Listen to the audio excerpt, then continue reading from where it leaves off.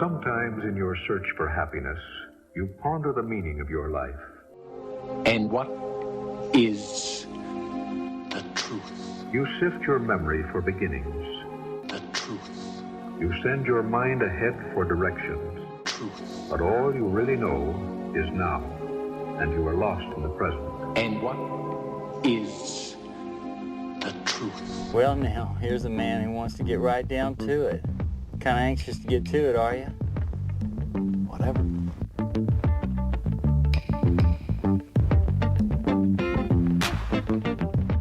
Welcome back to the History of Being Human podcast. I'm the host, Noel Armstrong. As always, you can contact me at thobhpodcast@gmail.com. Thank you for your feedback on the Dyatlov Pass episodes, especially those of you who weighed in on whether I was right about Kolevatov being the last person alive out of that group, and also acting, in my opinion, in self-sacrificing and heroic ways. One thing I didn't mention, when they did find the ice den and they found the arrangement of the bodies in the ice den, I believe they turned up one more piece of very strong evidence that Kolevatov had acted in heroic ways, that he was probably the last man standing. That is that they found Kolevatov's arm draped over Zolotaryov as if he was trying to keep him warm, trying to keep him alive. So in my opinion, Kolevatov was the last man standing, probably died of hypothermia while he was trying to keep Semyon alive. And Semyon, of course, we know died of the crushing thoracic trauma. And of course, if you didn't listen to the 2 Dyatlov Pass episodes, none of this means anything to you. And I have to admit, on the stage of world historical, civilization-changing events, Dyatlov Pass does not rank very high. But the story is haunting. It really has stuck with me. Today we're going to be talking about events, and in particular, thinkers that do have world historic importance. People who altered the course of civilization. Towering figures at the origins of Western philosophy and science. A group that is now collectively known as the Pre-Socratics, a term that I don't like and most historians don't like for reasons we will get into later. But it does help to identify them. They are still known primarily as the pre-Socratic philosophers. These are people who, through their work, changed forever the way that Western man looks at the universe and their place in it. And whether we recognize it or not, whether we like it or not, every single one of us living now lives in the shadow of their ideas. In other words, we all look at the world differently because of the ideas and teachings of these pre-Socratic philosophers. Whenever you study the history of civilizations, or the history of ideas in particular, the question always arises in my mind, why Greece? Why was that such a fertile ground for the beginnings of science, the beginnings of philosophy? How did they make so many advances over the math and architecture of the Egyptians? Theater, music, prose, poetry. Why was it such a fertile ground for the flowering of all things cultural? And while I'm definitely not going to try to offer some kind of definitive explanation for that, I do think there were several key ingredients that allowed them to progress. And as we go through the history that sets up the appearance of the pre-Socratics, maybe some of that will come out. So let's begin by setting the stage.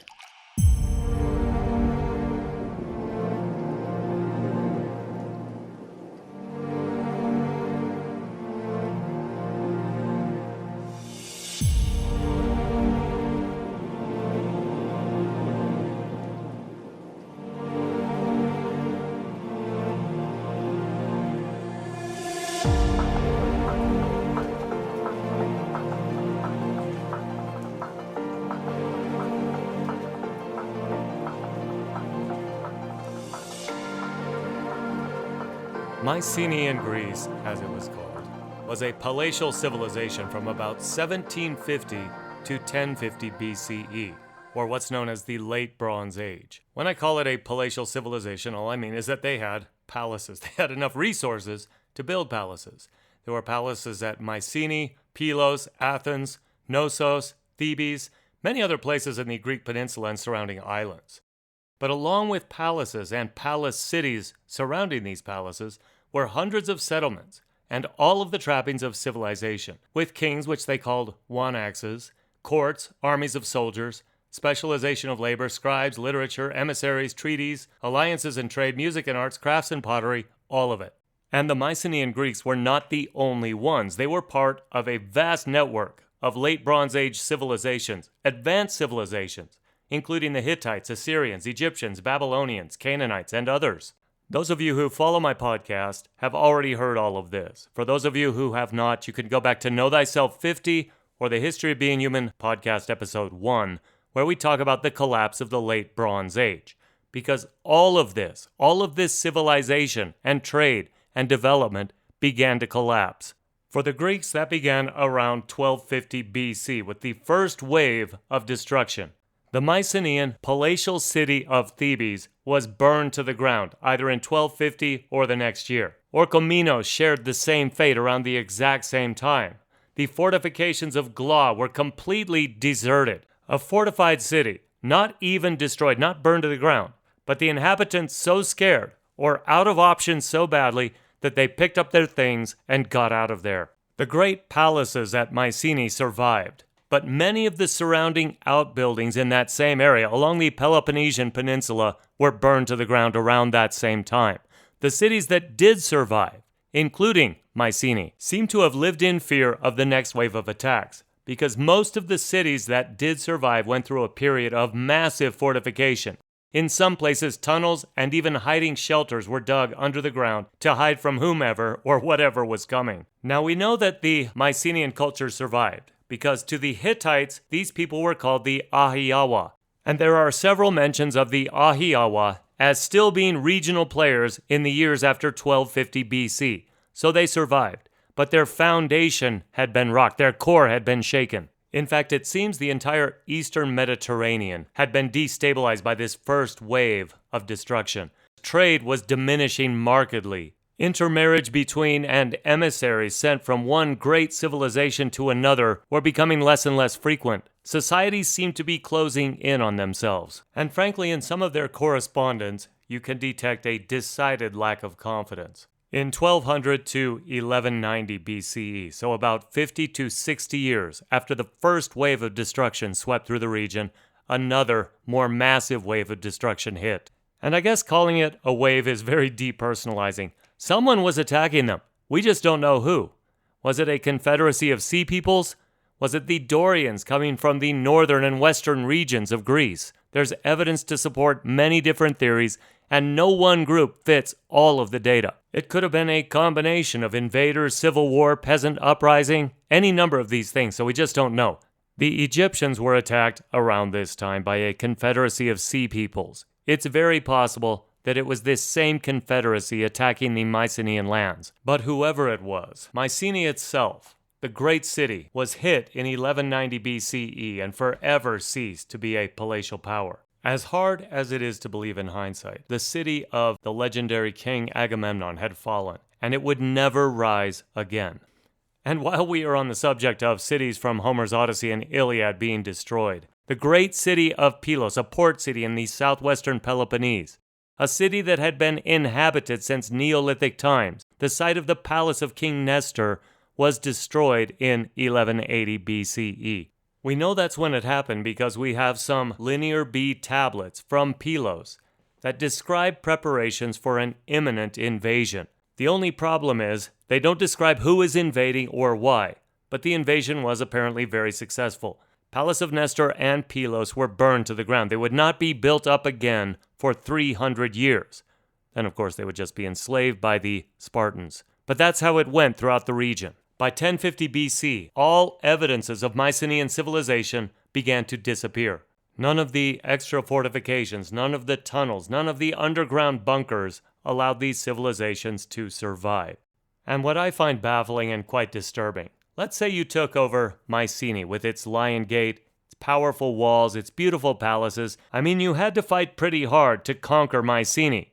Why then wouldn't you install a vassal and rule there? Whoever was wreaking this havoc throughout the Peloponnese had no interest in preserving these beautiful cities. It seems they would raze them to the ground, move on, and destroy something else, seemingly acting in ways to reinforce bad stereotypes about barbarian hordes. But I digress. As we said, the upshot of all of this was that by 1050 BCE, in several regions around Greece, all recognizable signs and features of Mycenaean civilization began to disappear. Population dropped dramatically. Palaces were destroyed. Those that weren't destroyed were abandoned. Trade was abandoned.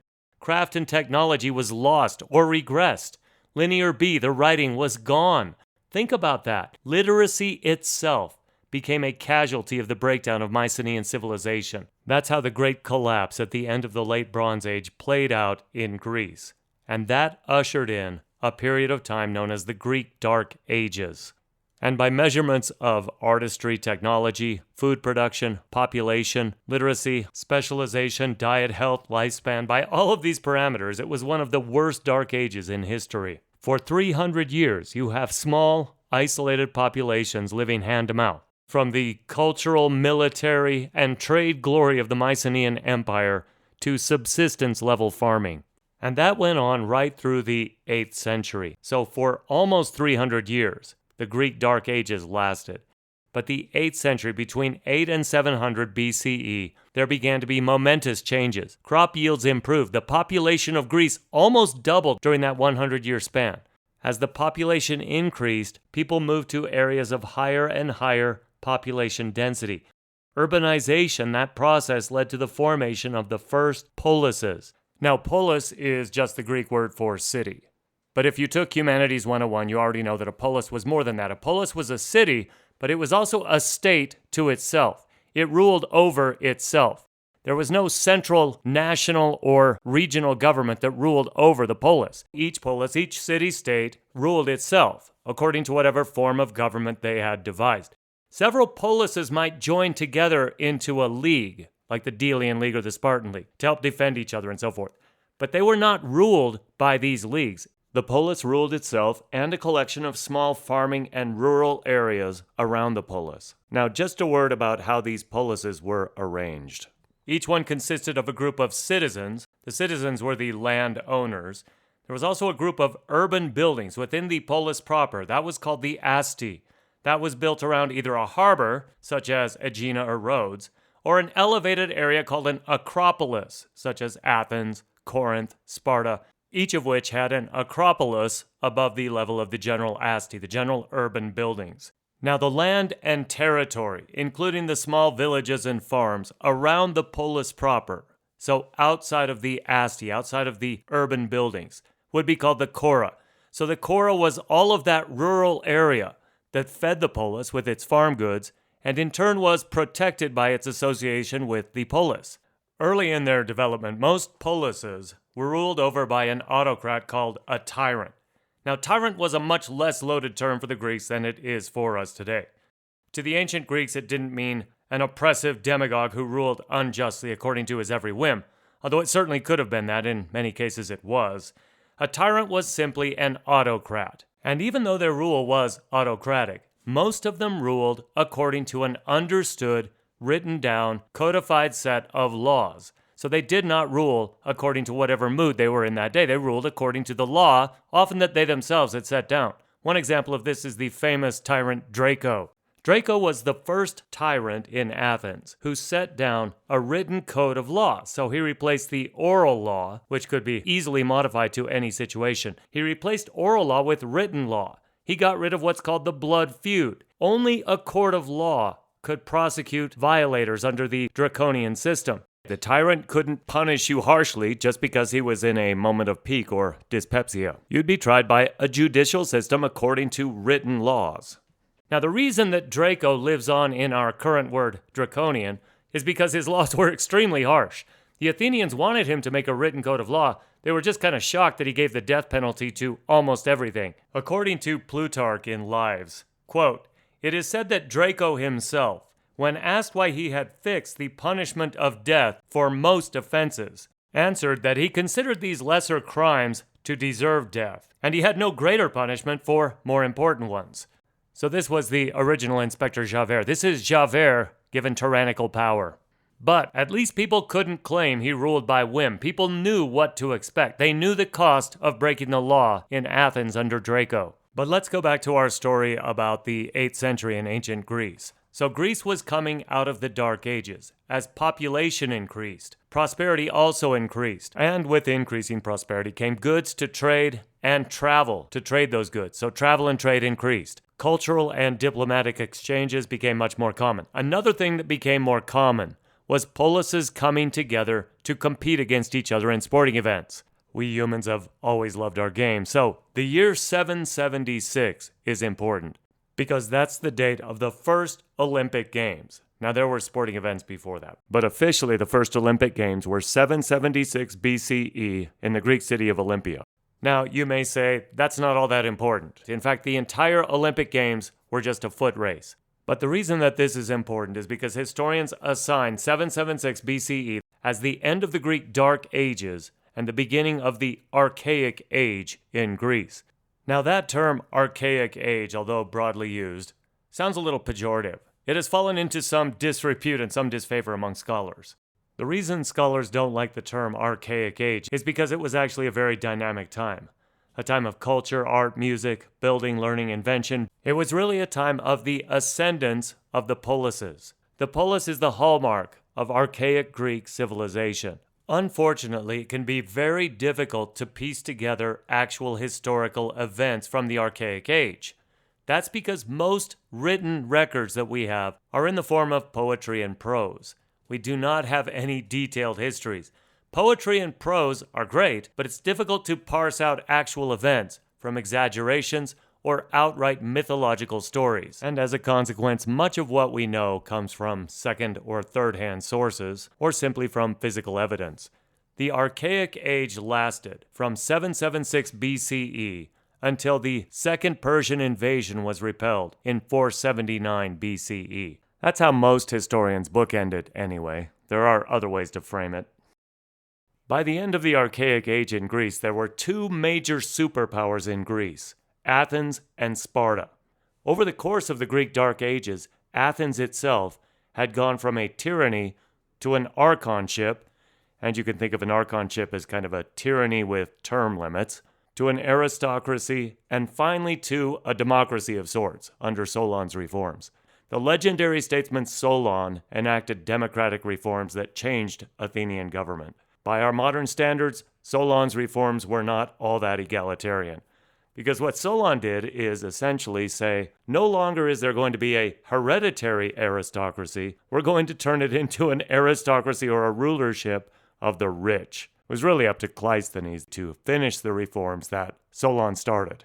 The other major superpower polis of the day, Sparta, had a militarily oriented constitution. But aside from its extreme hawkishness, the Spartan constitution promised equality for everyone who was equal. I say that because Sparta, like Athens, had a large slave population.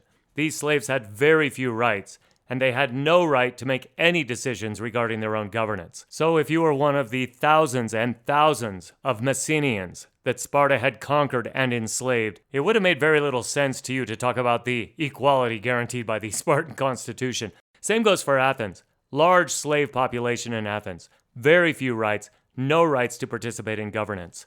Just a few more facts about the Archaic Age in Greece, that period from the first Olympic Games in 776 BCE down to the fending off of the Second Persian invasion in 479 BCE.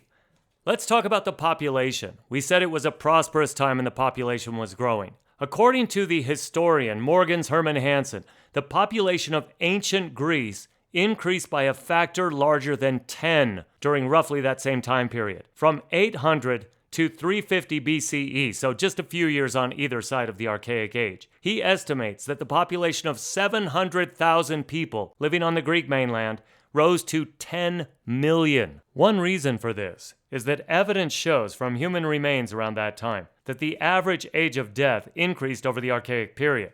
So not only were people very fertile, having lots of children, and then having enough food to feed them and keep them alive, people were living longer, their health was better, which isn't to say that it was excellent by modern standards. We get very little information about mortality rates in archaic Greece from ancient sources, but it's likely that not many more than half of the population survived to age 18. Perinatal and infant mortality must have been very, very high.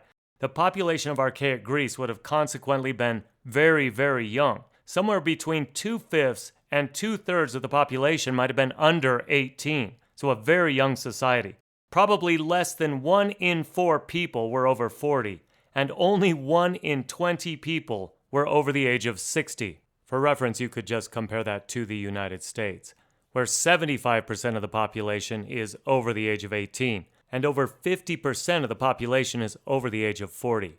And even though they were chronologically very young, that doesn't mean that they age very well. I would say that the average 40-year-old in the United States has far more teeth in their mouth than the average 20-year-old in ancient Greece. Far fewer parasites, deranged joints, or broken bones that were set partially wrong, fewer crippling aches and pains, better corrected vision. I mean, let's face it, you would not want me throwing a javelin in a battle without my glasses on, and that must have been the case for many, many people. Poor vision probably took them out of the game at a pretty young age for many pursuits. Here's another statistic I think is interesting about the Archaic Age. At the beginning of the Archaic Age, the average house size was 45 to 50 square meters. By the end of the Archaic Age, the average house size was 125 square meters. So it more than doubled. Not only did you have 10 times the number of people at the end of the age, they were, on the average, living more than twice as well. Also during the Archaic Age, writing made a comeback. Gone forever was the linear B script of the Mycenean Greeks. It's believed that not a single soul in archaic Greece could read any of the Bronze Age Mycenaean Greek linear B writings. But instead what happened is they came into contact with Phoenician writing. Trade was very important to the Greeks as the Archaic Age progressed. All of the important trade items carried Phoenician descriptions and Phoenician script, so that Phoenician script influenced the development of the Greek alphabet. And we could go on and on about the developments of the Archaic Age of ancient Greece. Monumental building returned. The earliest known monumental stone building is the Temple of Apollo at Corinth, and that was built in the late Archaic Age. The famous Greek sculptures that frankly looked very Egyptian, called the Korai, came around in the Archaic Age. In fact, the Korai are the hallmark of Archaic Age sculpture. Hoplite soldiers, those famous heavily armed infantry soldiers who had joined together in a phalanx to fight, and with that phalanx, kind of an early shield wall, they could defeat a numerically superior opponent like the Persian army. That all developed during the Archaic Age.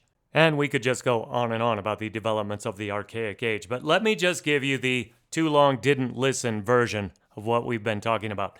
The Archaic Age of ancient Greece went from about 776 BCE to 479 BCE. It marked the end of the Greek Dark Ages, which began with that late Bronze Age collapse, and it preceded what's known as the classical period of ancient Greece. And of course, it's that classical period of Socrates, Plato, Aristotle that captures the lion's share of attention in most humanities courses. But the Archaic Age itself was a time of many important developments in art, building, religion, politics, writing, and war making, and more germane to today's discussion, it was a time of a paradigm shift in the way people tried to explain the world around them. A time when they weren't just looking for new answers to old questions. They were asking entirely new kinds of questions. And even though they got the answers wrong, it was the kind of questions they were asking that led to the earliest developments of science and philosophy in the Western world. I'm speaking about a group of intellectual pioneers called the Pre-Socratics, who had greatly influenced the path that all philosophy and eventually science took after them. These were some of the wisest thinkers of their age, or any age thereafter, giants on whose shoulders people like Aristotle and Plato would stand. Frankly, calling them pre-Socratics doesn't do them justice, as if they were just kind of a weak, primitive run-up to Socrates.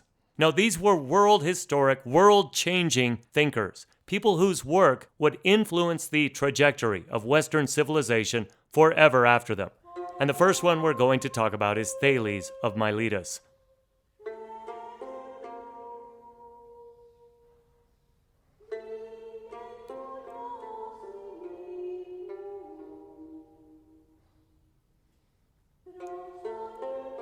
The music you are listening to is called the Song of Sikilos. It is the oldest complete musical piece we have from the ancient world. Now, there are many fragments that are far older than this, but this is the oldest complete piece, albeit very short. It was engraved on a tombstone, probably written by a husband or commissioned to be written by a husband for his wife who had passed away. And it says, "While you live, shine. Let no grief overpower you. Life exists only for a short time, and time demands his due."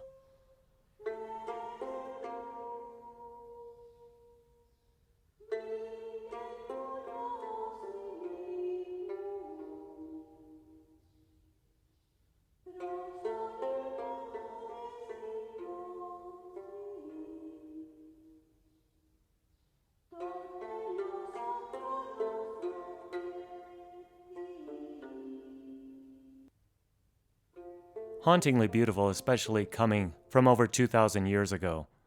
I have to admit it's anachronistic for the purposes of our discussion about Thales. This song was not written for a few hundred years after Thales' death. But in my defense, it comes from roughly the same region that Thales came from. That was Greek Anatolia. Thales came from the city of Miletus, on the Aegean Sea at the western coast of what is now Turkey. When most people think about the birthplace of philosophy, they are thinking about Athens. And if you're talking about a certain focus and a certain activity of philosophy, that is true. But Thales was born 150 years before Socrates and 200 years before Plato. And he wasn't born in Athens, he was born in Miletus. To me, that makes Miletus the birthplace of Western philosophy and Thales the first philosopher. And I'm not alone in that. No less an authority than Aristotle himself considered Thales the first philosopher. Now, if you look at philosopher in the broad sense, every single person who ever lived had a little bit of the philosopher in them. Anybody who asked deep questions about themselves or the world around them might be considered a philosopher. But when Aristotle says that Thales was the first philosopher, he means something else entirely. Think about it this way. Thales was born in 625, roughly 625 BCE. This means that sentient species had been on this planet for somewhere between 200, 250,000 years prior to the birth of Thales. But until the time of Thales, nobody, to our knowledge, asked the kind of questions or looked for the kind of answers that Thales did. Don't get me wrong, people have always asked important questions. They've always asked big questions. But before Thales, those questions were primarily metaphysical, meaning who are the gods? What are the supernatural forces or spirits ruling our lives? How do we appease and propitiate these gods? How do we keep them from killing us? How do we get favor with them so they grant us prosperity and a long life? These are metaphysical questions because they seek for explanations of the physical world from things beyond the physical world. Metaphysical explanations for physical events. The other kind of knowledge people were seeking was primarily technical. How do you grow crops the best to get the best yield? How do you build a ship that goes farther, faster? How do you construct weapons that can defeat your enemy? These are technical questions. And for 99% of human history, or greater than 99%, those were the kind of concerns that occupied us, metaphysical or technical. But all of that would change in the Archaic Age of ancient Greece, in a region of Greece known as Ionia, specifically in the city of Miletus. Miletus, by the Archaic Age, was already a very ancient city. The main reason for that must be its location. It sat right at the mouth of the Meander River on the Aegean Sea. We find it mentioned in Hittite records throughout the Bronze Age and the Late Bronze Age, where it was considered a Mycenean Greek stronghold. In fact, it's mentioned in Homer, where he states that during the Trojan War, Miletus fought on the side of Troy, which makes sense because geographically it was just a few miles to the south. During the collapse of the Late Bronze Age, around 1180 BCE, Miletus was sacked and burned by the Sea Peoples. It's difficult to say, in the absence of records, what exactly occurred in Miletus during the Greek Dark Ages. According to a foundational myth, who knows how much of which is true, Neleus, the son of the last Athenian king, came to Miletus, killed all of the men of the city, and married their widows. And that is how the city of Miletus began to be rebuilt during the Greek Dark Ages. But historians take this with a huge grain of salt, because Athens and Miletus were allies during the Persian Wars, and this is seen by many as a foundational myth specifically designed to strengthen the alliance between these two cities. What seems to be fairly certain is that by the Archaic Age of ancient Greece, Miletus had joined and had in fact become the richest, most powerful, and leading member of a league of 12 cities called the Ionian League. And before it fell under Persian rule, Miletus was considered one of the greatest and the wealthiest of all Greek cities. Its ideal location put it right on the trade route between many important points, which didn't just make it wealthy, it exposed the Milesians to vast amounts of information and culture and knowledge from regions all around.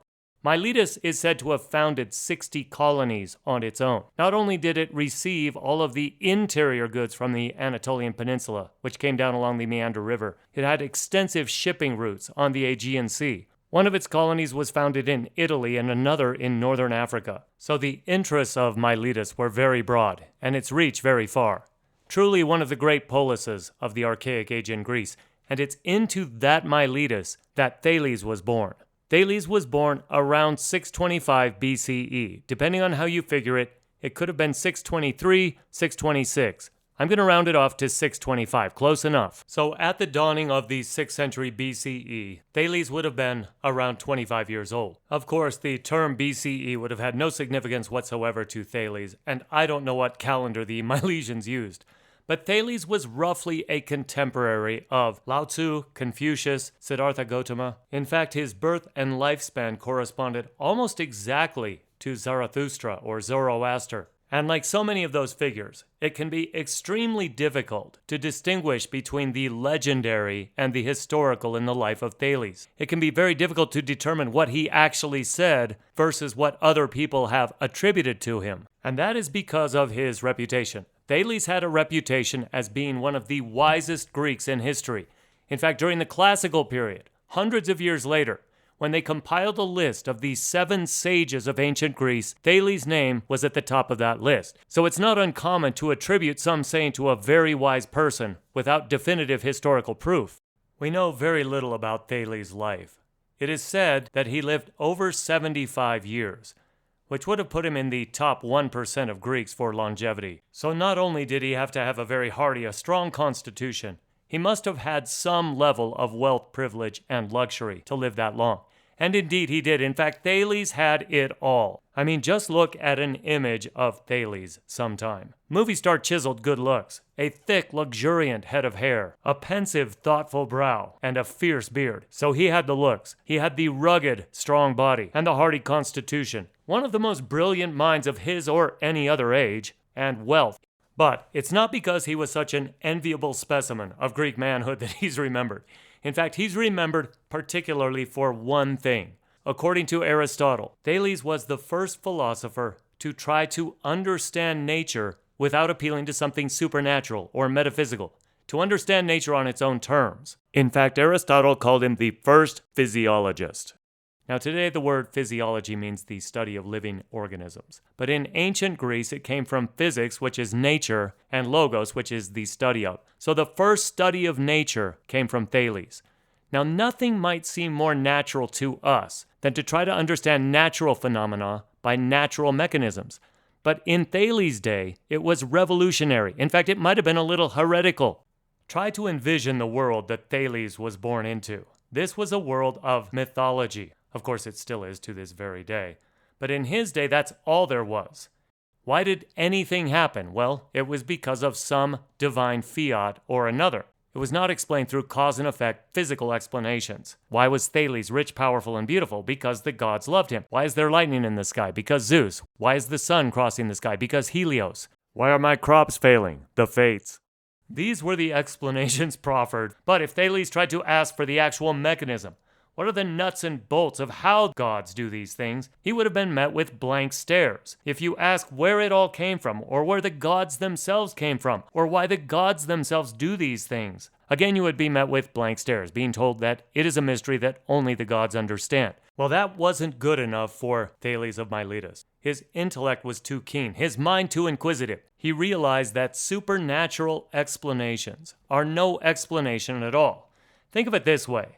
Positing the presence of something supernatural or mystical to explain natural phenomena does not simplify our understanding of those natural phenomena. In fact, it adds greatly to the complexity, to the difficulty of understanding it, and also makes cause and effect understanding and prediction nearly impossible. Let me give you a concrete example.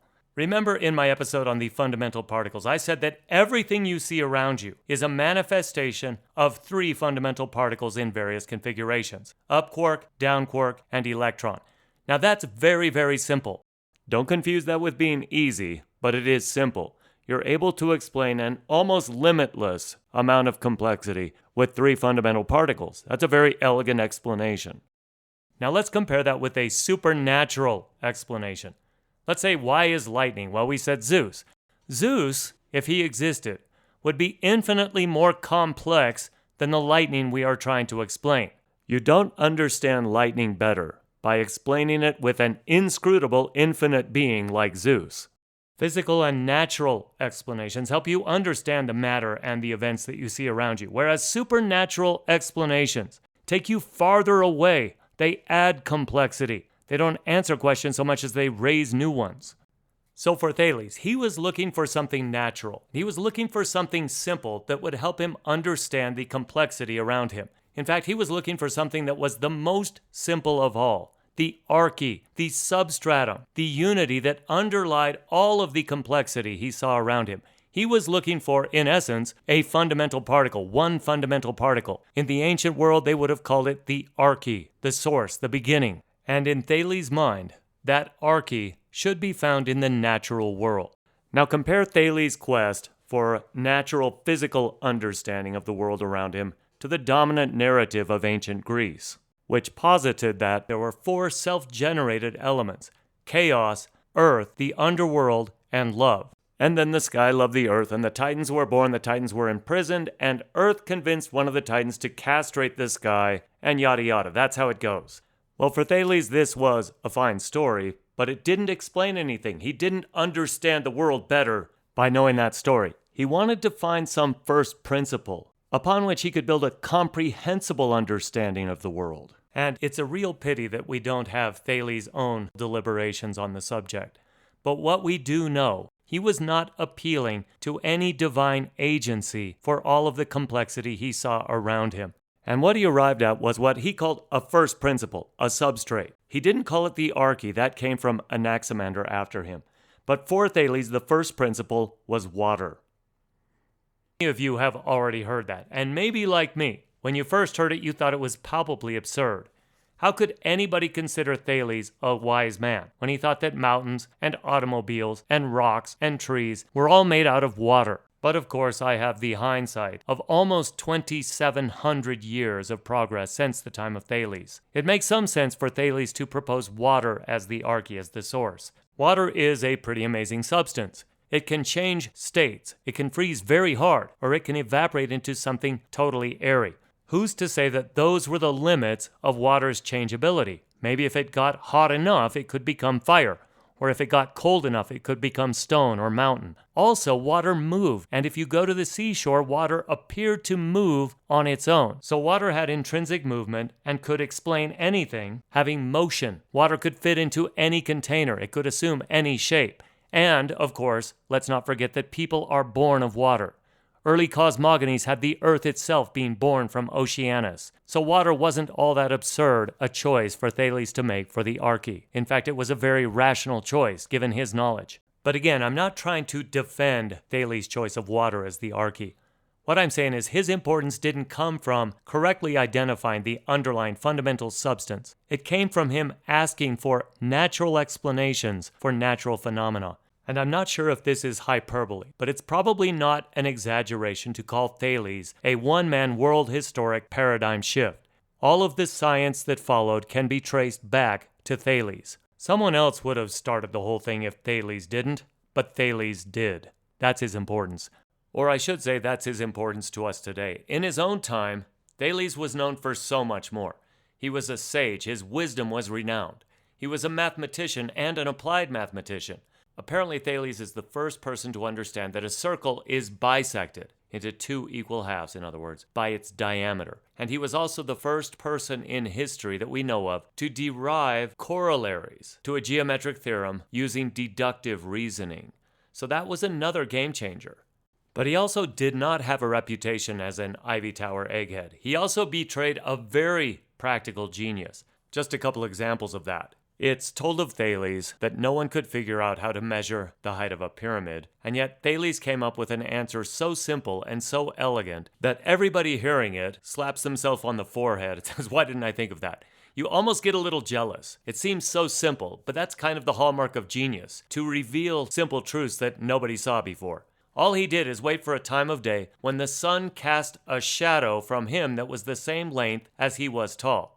And then he measured the shadow of the pyramid. That shadow to the center of the pyramid would be exactly as long as the pyramid was tall. It's that simple. Another example of his practical wisdom. Remember, Thales was wealthy. He didn't need to make money. The funny thing is, according to Aristotle, there were many Milesians, who thought that Thales' pursuit of philosophy was a waste of time. There was no practical value in it. And as Aristotle tells the tale, Thales, by studying nature, saw that there was going to be a bumper crop of olives on a certain year. So before the planting season got well underway, Thales bought up all of the olive presses at a fairly discounted rate. Then when the bumper crop came in, when there was a huge harvest of olives, everyone needed an olive press. Thales had control of all of them, and he rented them back to people at a greatly increased rate. And just that simply turned a huge profit.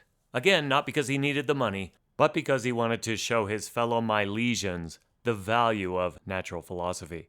Now, I have to confess, I have no idea how Thales could possibly have known there was going to be a bumper crop of olives. That seems like a few too many variables to take into account, even today. This might be an apocryphal story, but the fame of this little demonstration has lived for thousands of years after Thales. And one more event for which Thales is very famous, which I also have no idea. This has to be apocryphal. But according to Herodotus, Thales accurately predicted a solar eclipse in May of 585 BC. That would be the first time in history anyone had accurately predicted a solar eclipse. Most scholars don't even think it's possible. But whether he accurately predicted it or not, the fact that most of the ancient world thought he did lets you know how much larger than life Thales' reputation was.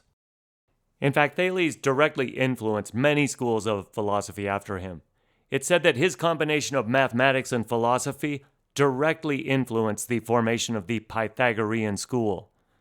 Thales himself wasn't a Pythagorean. Thales and his direct followers were called the Milesian school, and they were united by a search for the arche, the first principle, but also by what we now call hylozoism, panentheism, the belief that all things are full of gods. Even seemingly inanimate objects are alive, or at least full of gods. The reason Thales thought this is because he saw how a lodestone, a magnetic stone, seems to move on its own. He also noticed that when you rub amber, which we would today recognize as static electricity, it could attract small particles to itself. So all of these things he took as signs of life. And if you believe the first principle is water, and you believe water has the ability within itself to move, it has intrinsic movement, then you would naturally believe that all things had a similar ability. So even though Thales was the first natural philosopher, he was still a man of his time. He believed that all things were full of gods. We would call that panentheism, not to be confused with pantheism. Pantheism is the belief that God is synonymous with the universe. Everything in the universe is God.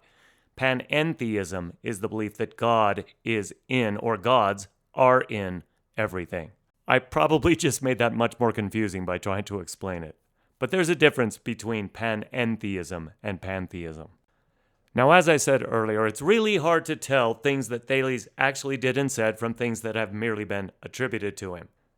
There's quite a bit of testimony to back up his choice of water as the first principle, the substrate. There's also quite a bit of evidence of his mathematical abilities, and also the fact that the Milesian school after Thales was considered panentheistic. What seems to be a little less certain, and yet there does exist quite a bit of testimony to this fact, is that Thales came up with brilliant aphorisms and maxims. I mentioned in a previous podcast that the Oracle of Delphi had the words, "Know thyself," inscribed on its temple wall. The vast majority of ancient sources attribute that directive to know thyself to Thales. And we know how influential that directive was in later Greek history, especially on Socrates. So by most accounts, we owe that piece of wisdom to Thales. And mind you, that's no trivial achievement. I would say that human beings collectively have only come up with 4 or 5 wise things in our history. I'm not exaggerating. I really can't think of any more than 4 or 5 wise things human beings have ever said. We've said a lot of smart things, insightful things, even brilliant things, a lot of cunning things, but only 4 or 5 truly wise things that I can think of. I used to know 5, now I can only remember 4 of them. I'm curious, can you think of more than that? What do you think the wisest thing human beings have ever said is? Write me at thobhpodcast@gmail.com and let me know. I know this is an aside, but I'd really love to know your opinion. So going back to Thales, we don't know much about his life for sure. According to Diogenes, Thales never got married. When he was young, he told his mom he was too young to get married. When he got older, he said, Well, now I'm too old to get married, so he never got married.